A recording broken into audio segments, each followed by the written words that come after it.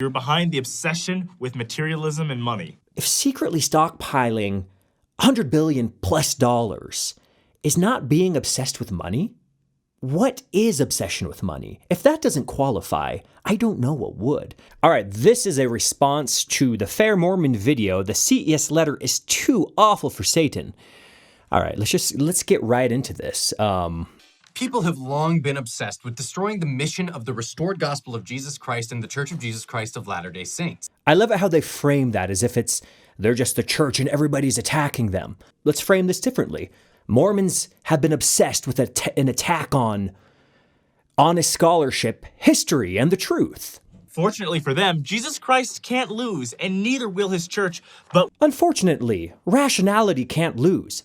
Progress in science will march forward. We need to be fair to our enemies, so to give his side of the story, please welcome Satan. Now they're going to be fair. Okay. Thanks for coming on the show. No problem. I love it how this is them being fair to their enemies by creating this persona of Satan. I would love to debate these guys or get together a panel of historians, ex-Mormons, and these guys of FairMormon and just duke this out so people can actually defend their point of view in real time. Satan, how do you feel that going forward, nobody's going to take the CES letter seriously? Oh, dude, honestly, I haven't heard better news. I would just say, FairMormon, how do you feel that going forward, nobody's going to take FairMormon seriously? Wait, really? Yeah. Here's the thing, guys. I've done a lot of bad. I've inspired Genghis Khan. I'm behind the Lincoln and Kennedy assassinations, terrorism, corruption, systemic inequality, the entire state of Alabama. I'm behind it all. However, I'm smart about it. I'm honestly offended when people make me out to be the person who inspired the CES letter. I'm way smarter than that. Do you really think I would sink that low? Whoa. Are you saying that the CES letter is too stupid for Satan? Yes! So we're not even going to pretend we're doing apologetics here, making a good argument. Let's just bash Jeremy. The CES letter is too stupid for Satan. Now, let's just consider that tens of thousands of Mormons have left Mormonism inspired by this analysis of Mormonism, and the CES letter's not perfect, but it's funny how, it's too stupid for Satan, even though it's been apparently extremely effective in Satan's plan. Whoa. Are you saying that the CES letter is too stupid for Satan? Yes! I mean, come on. You can't say pigs weren't in America before Christopher Columbus. So I love it how they touch on these anachronisms as if they're so dumb, and they only mention the one that is debatably been discovered. Now, there's others, but we'll put up the real list here. So there was pig-like animals here that we've discovered, but they don't mention all the other ones. And when we get into the anachronisms, it's funny. It's all a play on words. There was cattle, and they'll say, well, there was herds of domesticated deer. Now, you just wonder, why didn't Joseph Smith say herds of deer that were domesticated? That would be good evidence of the truthfulness of the Book of Mormon if there was something specific like that. But no, there are all these vagaries that if we play with the words enough and people are, instead of riding horses, they're on tapers, we found them. But this is a whole other discussion. Anachronisms haven't been resolved. It's not even necessarily, for me, the argument with the most weight against Mormonism, but it's still fascinating, keeping in mind that they use anachronisms to look for fraud. And if you find one anachronism, it will have more weight than all evidence for it. Now, don't get me wrong. My goal is to destroy the LDS Church, but through my podcast, Mormon Stories, not the CES letter. I love it. Just a good jab at, John DeLynn. And I love it. This is framed as we're going to give our enemies a fair chance. So we're just going to take low blows at them. It's just hypocritical, which I think is the story of Mormonism and these videos. Hypocrisy. Bash Jeremy because you say he's telling lies and then blatantly lie in your videos about, for example, the Ouija board. And I'll put that clip on here. Reynolds criticizes Joseph Smith for using a Ouija board to translate the Book of Mormon. The only problem is that the Ouija board wasn't created until 1894, and Joseph Smith translated the Book of Mormon in 1829. Also, now this is just an obvious lie. go read the CES letter, and maybe I can put it up here. He's using it as a metaphor. He never says Joseph Smith used a Ouija board to translate the Book of Mormon. Hey, so I mean, what ways do you plan on destroying the church then? Well, it's a three-step process. First, I want to convince society that there is no objective truth and everything is subjective. Once we do that, there's no good or bad. Everything's up for grabs. So is it, secular atheist society trying to teach people that truth is subjective? Or is it Mormonism? According to Mormonism, all objective truth is at the mercy of your feelings towards Mormonism. So there can be, evidence, but at the end of the day, you feel it's true. Now, let's not forget that this is pretty much used in every cult and most major religions, and many of them claim that it's their feelings and their religious experiences that prove the truthfulness of their own church.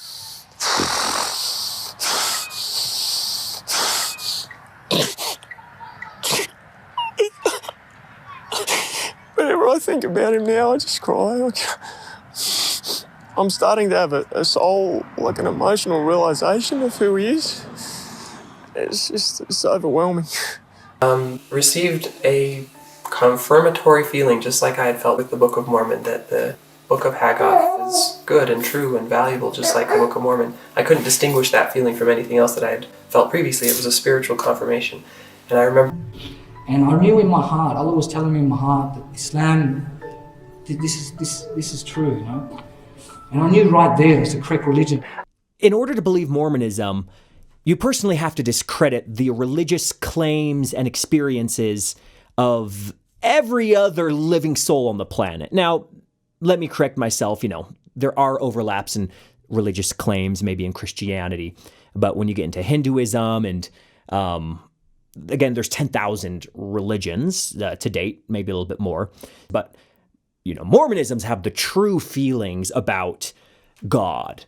First, I want to convince society that there is no objective truth and everything is subjective. Once we do that, there's no good or bad. Everything's up for grabs. As soon as that happens, I can destroy the family unit, creating children without role models and guides to help them during, the critical parts of their life. This ensures that many people will be unfit for the harsh world. Okay, so this idea that Mormons have this monopoly on families, that they have discovered the truth about the importance of families, is shared by pretty much every Christian, Muslim, and most major religions. And it's funny, they do these campaigns that the family, isn't it about time?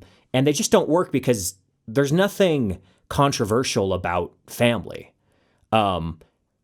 From an atheist or secular perspective, there's tons of evidence that it's important to raise kids and that they have role models. What's really nice about a secular view is the number one goal isn't to manipulate your kids into being Mormons. And that is extremely destructive of families. Mormons talk about love, but if your family member's gay, you might not want to invite them to a birthday party with their partner. Or if they come over for Christmas, they can't sleep in the same room. Mormonism is a recipe for dysfunctional families.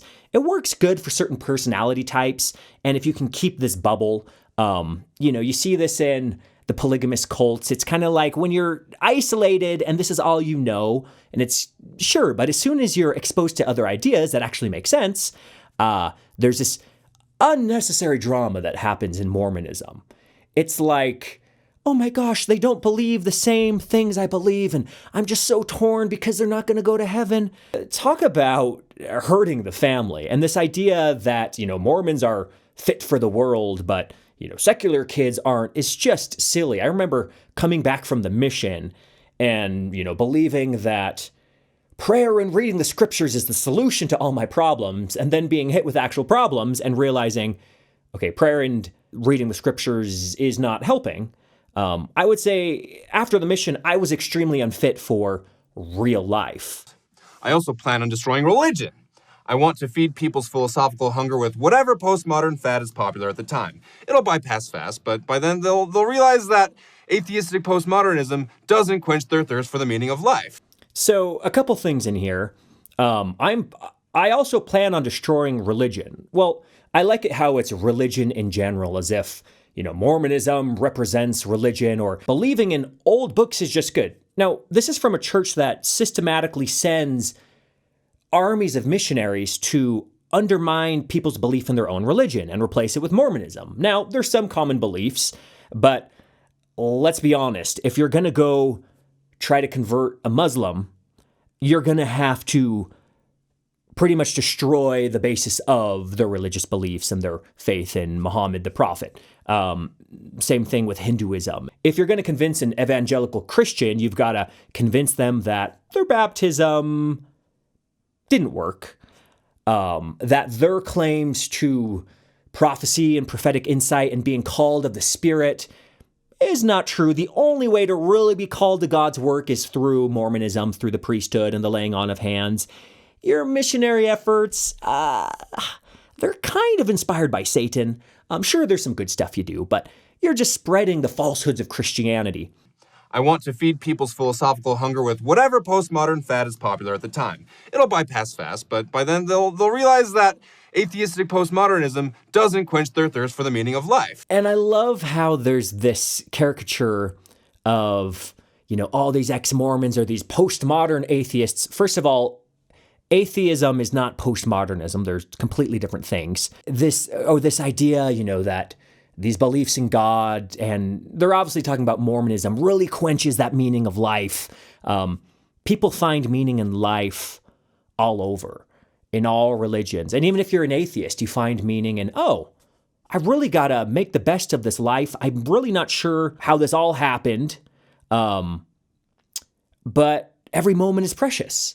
And let's enjoy it while it's here. Often in religions, they project everything out there, and then life doesn't really become that important other than a test to do the Mormon commandments. That's all that matters, but suffer now, because the most joy is going to come after. If you're agnostic or just generally spiritualistic, it's okay to be honest and say, you know what?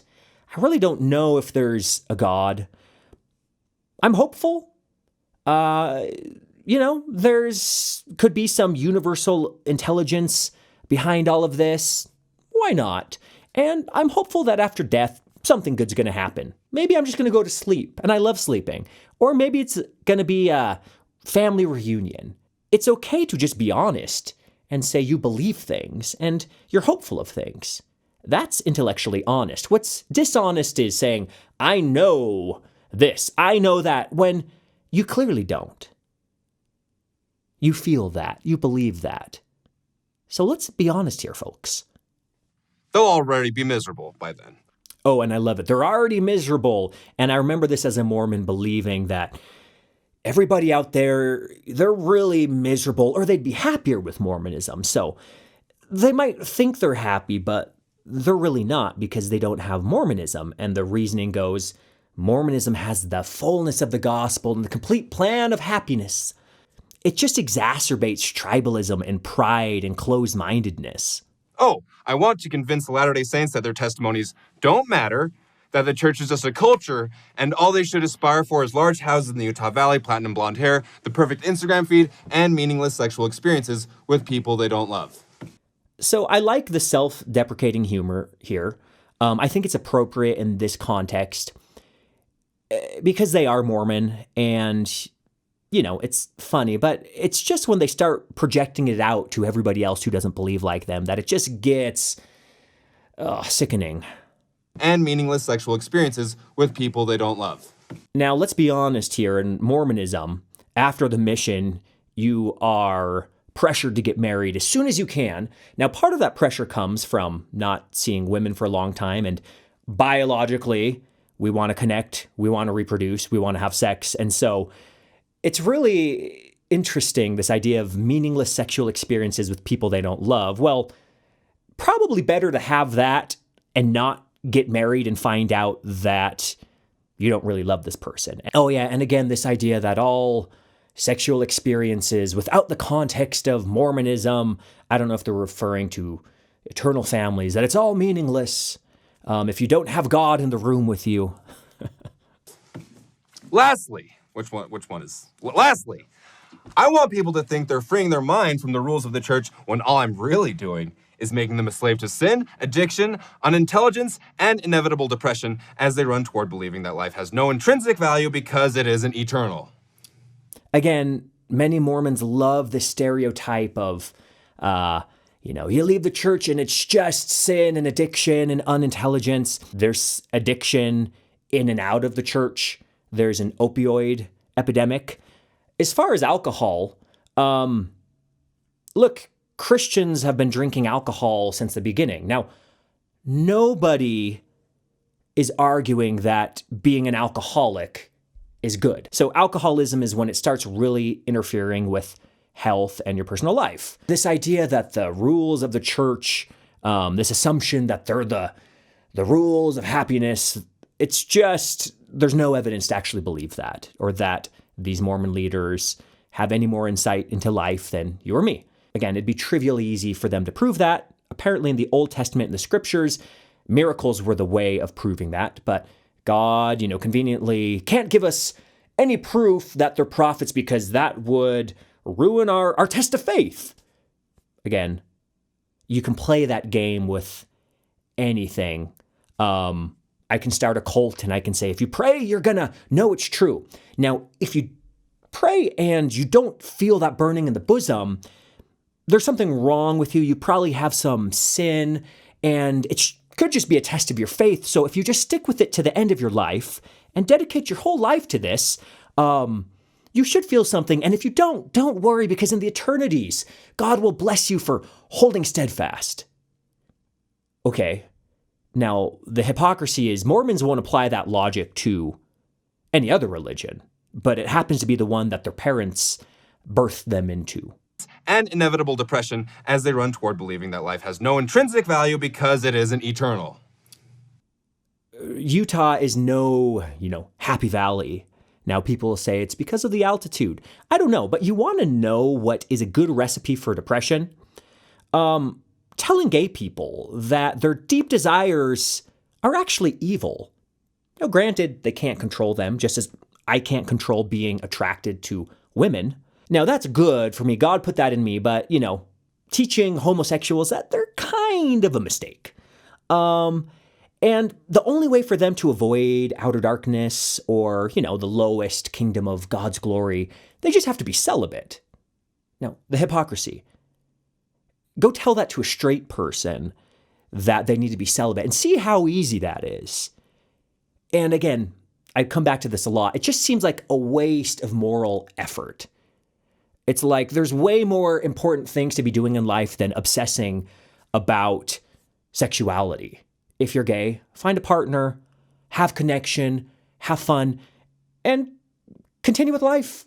Work, do the things normal people do. Enjoy life. But this idea in Mormonism that they put these heavy burdens on people, that you have to be doing your genealogy and you can't be gay, or at least act on your gay feelings. Just pray away the gay. Pray away the gay used to be the thing. It's not anymore. Enough secular knowledge, that evil secular knowledge has come in. I personally know people who had electrodes strapped to their privates, and they'd show them pictures of gay porn and electrocute them to try to shock out the gay.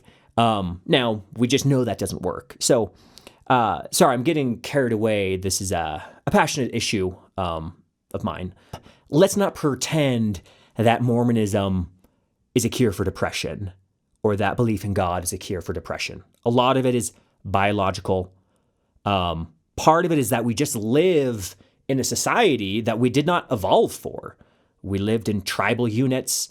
Most of our life was just battling survival. We didn't have a lot of time to think about, to have existential crises.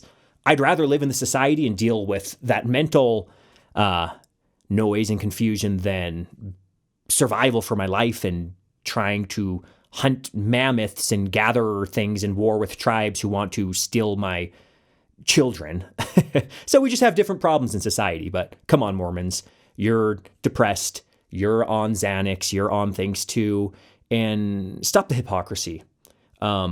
Really, it's sickening, and it's shallow, and you're just embarrassing yourself. So like no global war, no plague, or... No, you see, if I can get them to destroy their own confidence in their God and in themselves, they'll destroy each other. All I want is for the Mormons to be like the rest of the world, you see. Whether they become atheist or Baptist, it really doesn't matter to me, as long as, they drink alcohol and kill a bunch of people through drunk driving. So, yes, what we need in society is more rational clinging to first century thinking. I like how it's this God in general. For some, that somehow a belief in God is good in itself. And we need less civilized debates using evidence and reason. We just need more statements of faith. That's what made the world great, was just faith claims. Because God says so. Now, we can see that the Enlightenment came from getting away from dogma. Pretty much everything good about our society today comes from secular reasoning, comes from giving up dogma, realizing, the Bible's wrong, the scriptures are wrong. Now, the Mormons will admit the Bible's wrong, but the Book of Mormon, that's right, except for the part where it condemns polygamy, and then Joseph Smith later decides he wants polygamy. But, we're just taking that out of context because polygamy was given to Joseph by God. Even if they get convinced that God's ideas are oppressive sexually, they'll probably, be addicted to porn. If I win them over, that is. Wow. And this idea, yes, they're all drunk. We're drunk drivers, addicted to porn. Now, porn addiction is like when it gets in the way of your work because you're just masturbating all the time. You're at work and you need to go to the bathroom and masturbate. And that's like a real porn addiction where it becomes toxic and it's kind of like OCD. And a lot of it has to do with people's personalities and psychology. And again, there are cases against porn usage. There's a TED Talk that's really good. Satan, sir, don't you think that it's a bad strategy to just state your game plan out in the open? That's what I've been doing for thousands of years, dude. That's literally all I do. I don't hide it. It's right there in front of you. Okay, so just to be clear, Satan, you're responsible for everything terrible, including the destruction of logic and morality. So by most of the standards they're putting forward, the church has been swept away by Satan. I mean, the destruction of logic. What is less logical than believing your feelings trump everything? I just wish that people out there could understand how much we feel and know this is real. This is not a fantasy. I know. I didn't have to believe. I knew. Just considered the only reason you take Mormon seriously, if you do, is because you're in the culture and likely you were born into it. For most humans, there's no reason to even give a crap about Mormonism because there's no sentimental feelings. And if you're Mormon, you know how this feels.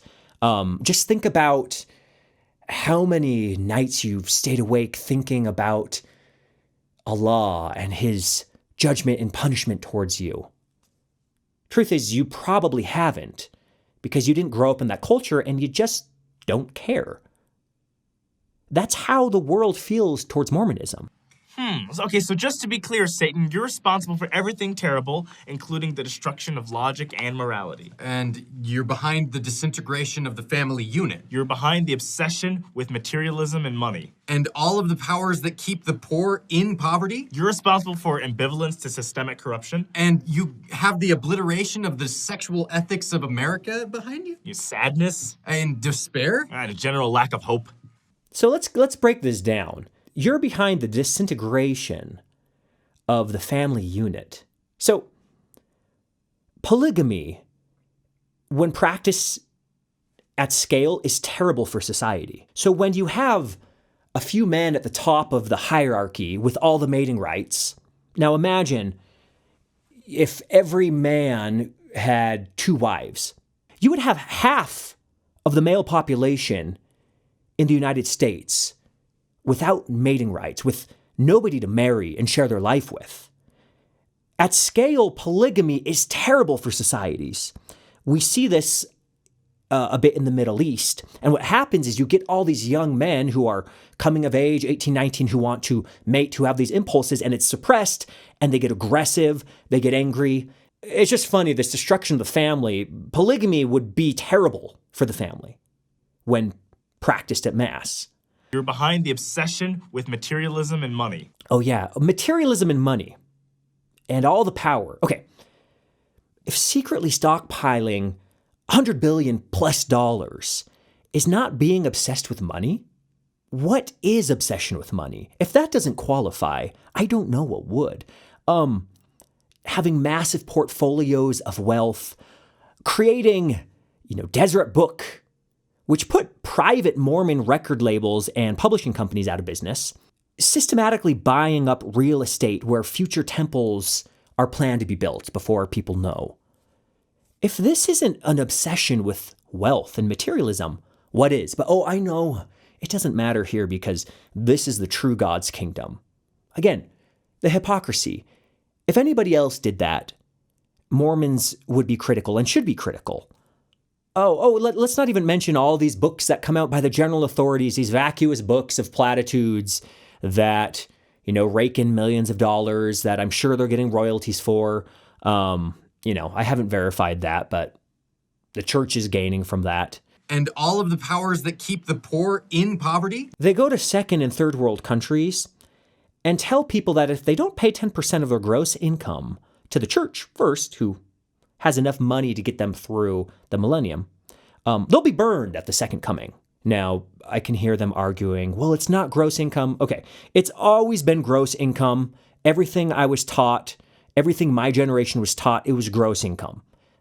We would say net income would be stealing from God. So I'm glad that now conveniently there's some stretching room for this. We can say, well, you can choose. Net income. You might be a little stingy with our God who gave you everything. But let's not pretend about this whole poverty situation. For how much the church has, it's not doing what it could with poverty because it needs to amass its real estate and its portfolio. The hypocrisy, it's mind-boggling. You're responsible for ambivalence to systemic corruption? Ambivalence to systemic corruption. So we had Ezra Taft Benson, who was an apostle, attacking the civil rights movement. It was a communist thing and blah, blah, blah. And a lot of that hangover in Mormon politics today still exists.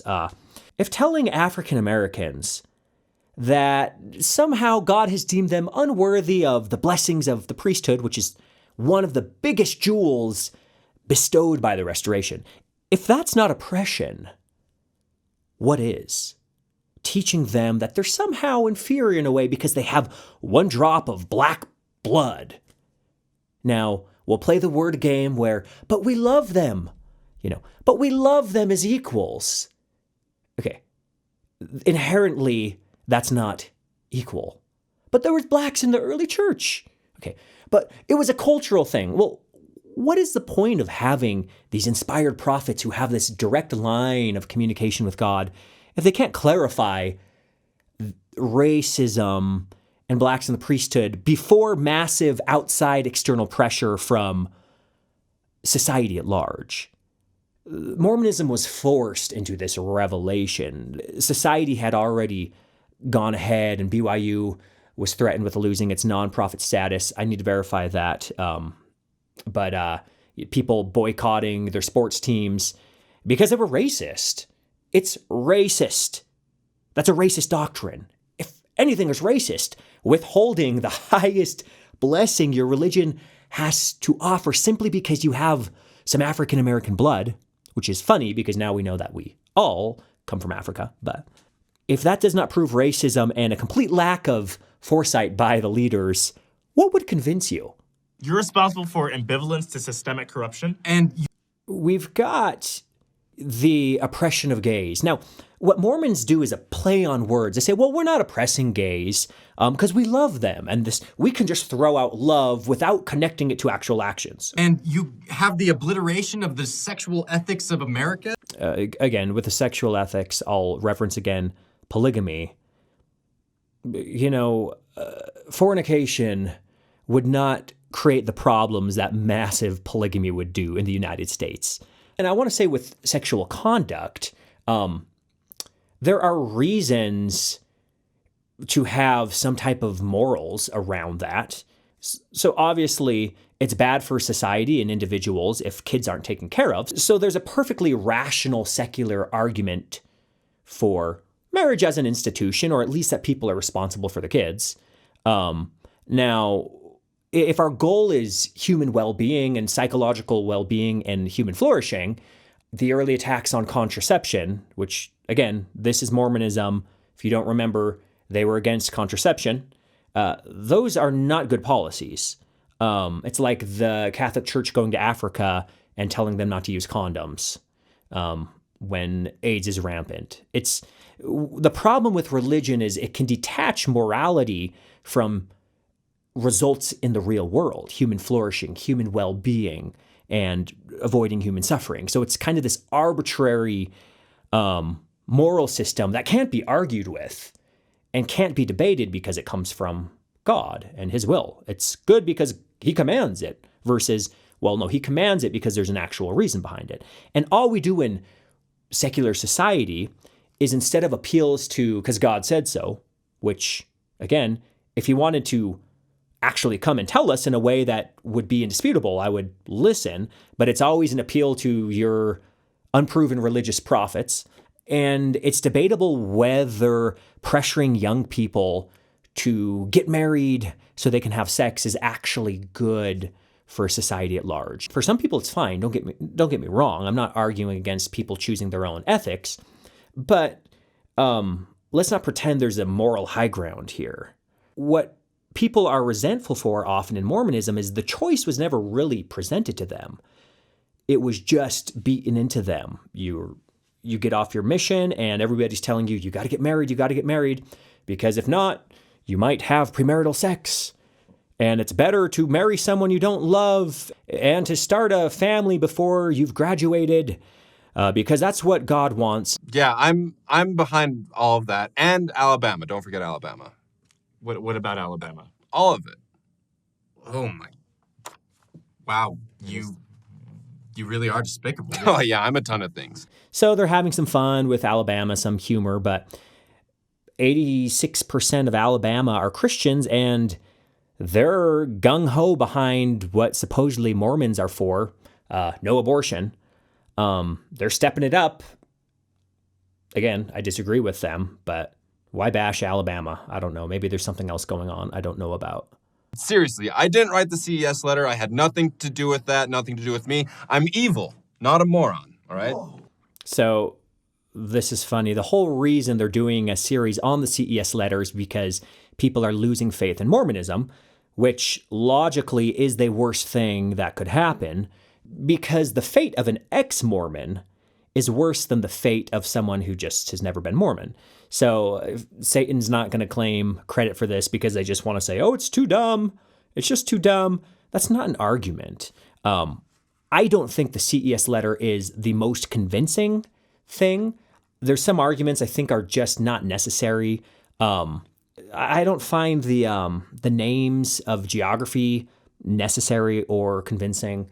Okay, well, hold on. This part is just a waste of time. They're basically saying, there's still time for Jeremy. He's not in hell yet, but hell is actually at maximum capacity. Blah, blah, blah, blah. Try to throw some more humor in. This video is already getting too long. Well, folks, we hope you enjoyed our series of videos about the CES letter. Going forward, it's important to remember this about the CES letter. It sets itself up to be an expose on the true faith established by God, our eternal Father, and Jesus Christ. It puts forward half-truths, uses language that is manipulative, and sometimes just makes stories up. The CES letter is dishonest from the first page to the last, and it has nothing of merit, value, honesty, or integrity. It wants to destroy your faith in a higher power and replace it with nothingness, which in turn removes morality, eternal hope, and objective standards of morality. If only one of the things written in the CES letter is false, then the entire PDF should be held to suspicion. If Jeremy Reynolds is caught lying about one thing, then why should you believe anything else he says about the gospel? You don't have a reason to. So the CES letter brings up a lot of points, and I don't know if they've read, Jeremy did a rebuttal to FairMormon, and look, he's got some great points in there. Again, the whole thing doesn't have to be great. He's just bringing up a lot of arguments that have a lot of weight in people's minds, clearly. And to claim that they're dishonest is just being dishonest. we know that the church has been dishonest. And again, I'm going to get comments, no, they haven't been dishonest because there was an obscure article that mentions the peepstone in the Friend, blah, blah, blah, blah. Meanwhile, we're showing pictures to investigators of the church, official church art of Joseph looking at the actual plates with Oliver Cowdery there. A picture's worth 1,000 words. You can pretend that pictures are not written, so it doesn't matter. Well, pictures have way more weight in people's mind, and that's why we say a picture's worth 1,000 words. So I don't want to hear any more of that nonsense in the comments. I'm tired of it. And it's gaslighting, pretending that the members are the crazy ones. You know, it wasn't the church. They've been honest. The CES letter is dishonest from the first page to the last, and it has nothing of merit, value, honesty, or integrity. It wants to. Okay, it puts forth half-truths using language that is manipulative and sometimes just makes up stories. Okay. You guys just made up a story of Satan who doesn't like the CES letter. Now we know this is satire, but it's just funny. And you're accusing it of being manipulative. This whole series is manipulative. You're building off emotions to try to defend the Book of Mormon using humor. It creates straw mans by not representing the opposition. You know, when talking about anachronisms, you point to the one that debatably has been found, but don't mention the whole list of dozens that are still in question today. You want to talk manipulation? Go watch General Conference.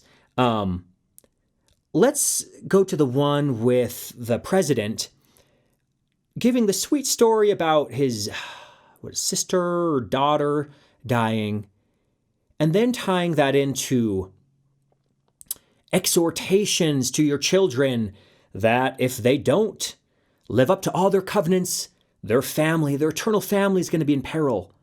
Salvation is an individual matter, but exaltation is a family matter.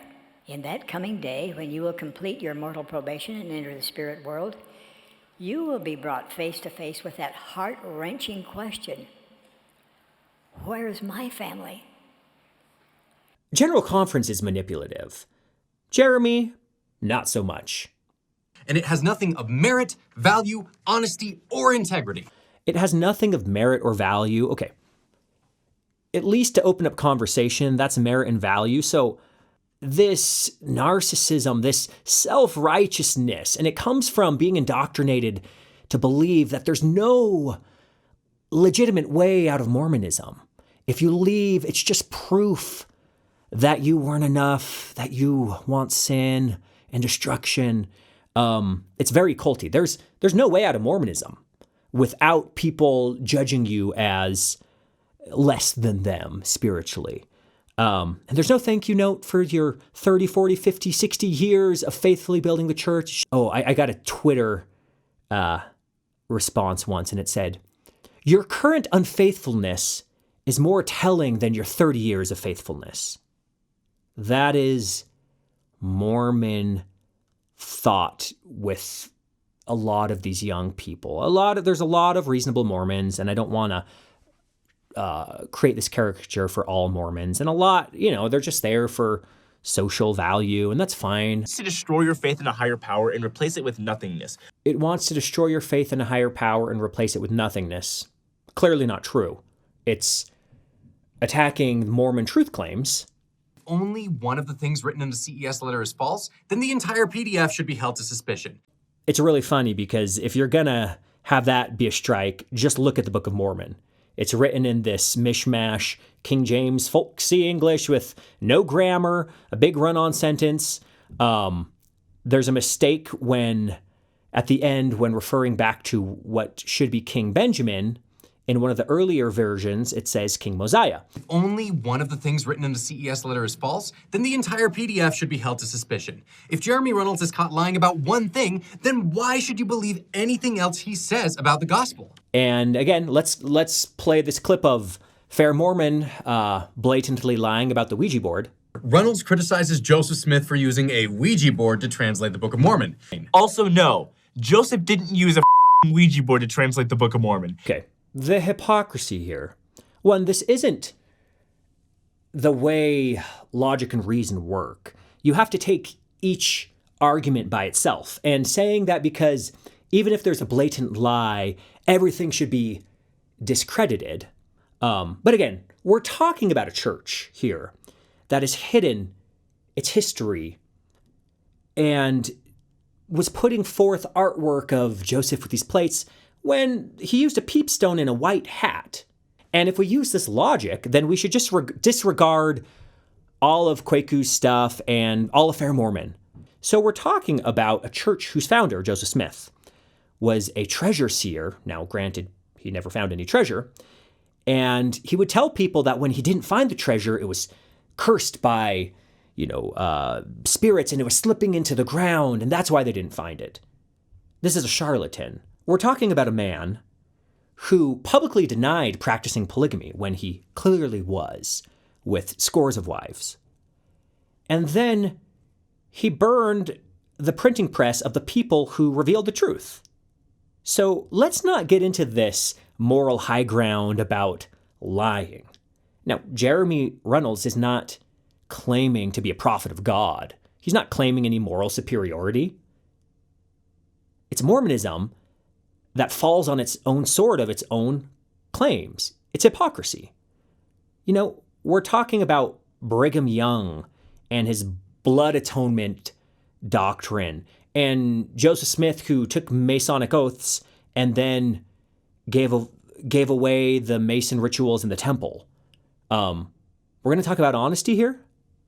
Let's remember that Joseph Smith said, "The standard of truth has been erected. No unhallowed hand can stop the work from progressing. Persecutions may rage, mobs may combine, armies may assemble, calumny may defame, but the truth of God will go forth boldly, nobly, and independent." Then they get into this little sermon about the standard of truth, blah, blah, blah, blah.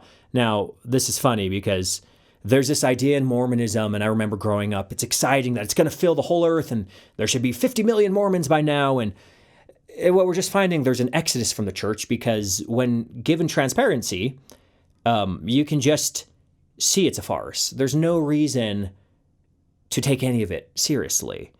And it's 2020. I just think we need to evolve past these conversations of pretending to know the will of God and threatening people with salvation or not.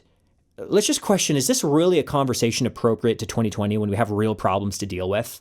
We've made no progress on this front. Mass exodus from the church. Growth among educated individuals has virtually stopped for now decades. The church preys on second and third world countries where they're less educated and they don't have a lot of those rational tools. I talk to people, my missionary companions in Mexico, and a lot of them don't know about the church new essays or the rock and the hat. And the church doesn't want them to know. Growth is through infants, through 8-year-olds, hence the push to have large families. And this is also how Islam is growing, because they have more kids than average. This great work of Jehovah. What did Mormonism bring that's unique to the table? Well, we have the priesthood. I don't see any evidence of the priesthood. Let's have faith not to be healed. If it were imaginary, you'd have the exact same evidence. Other Christians claim to have the priesthood through the Holy Ghost. To bring back polygamy, which now isn't a thing, which if it became mainstream would be really hard on society. How long are people going to fall for this? Everything can be framed as a test of faith. I'm going to make a prophecy now that, all the FairMormon apologists, if they're righteous, are going to leave Mormonism. And if they don't, well, it's because they weren't righteous, and it's just a test of your faith in my prophecy. That's all that's going on. There's nothing special going on here. It's charlatan 101. And again, Mormonism only seems important to people who grow up in the culture. For most of the world, nobody cares. Can you be so small-minded to think that God would have this plan of happiness and that he doesn't really care if all of his children are happy now, but somehow, they die, they're going to become Mormon, and it's all going to be taken care of in the millennium. And it just makes me wonder, why are we spending our time doing temple work and things if it's all just going to be taken care of? The logic behind Mormonism, even internally, just doesn't make sense. I don't want to be disrespectful to FairMormon. I know I get a little agitated, especially in this video. I do respect people. I know these kids are early in their journey. I would have been like them when I was 20-something. So we have to have compassion for them. What's a little bit harder to swallow is that FairMormon, which has a lot of older, intelligent, well-reasoned people who might have degrees in philosophy, I don't know what they have, that this is what they're putting forth. Is it desperation? I respect them. They have been given a pretty impossible task at FairMormon. They're defending the indefensible. And if you believe in Mormonism, just consider it's your tribal wiring. It's the same reason why Muslims stay Muslims, why Hindus stay Hindu. It's just you're not special. And I mean that in a sincere way. You're not special. You have no special claim to truth. I know it hurts your sense of significance and certainty, but you're just not special. You don't have some divine access. You're not above evidence and reason. Your feelings are no more important than anybody else's feelings. They don't mean anything special. Sorry to burst your bubble, but trust me, on the other side, there's something better. There's a clarity, there's a tenacity to life, to building that internal compass and not externalizing everything, trying to bow down to some invisible concept of God you have, or to pretend that these sermons by these leaders are better than they actually are. It's just so freeing. So, love you guys. Hope you enjoyed this. Bye.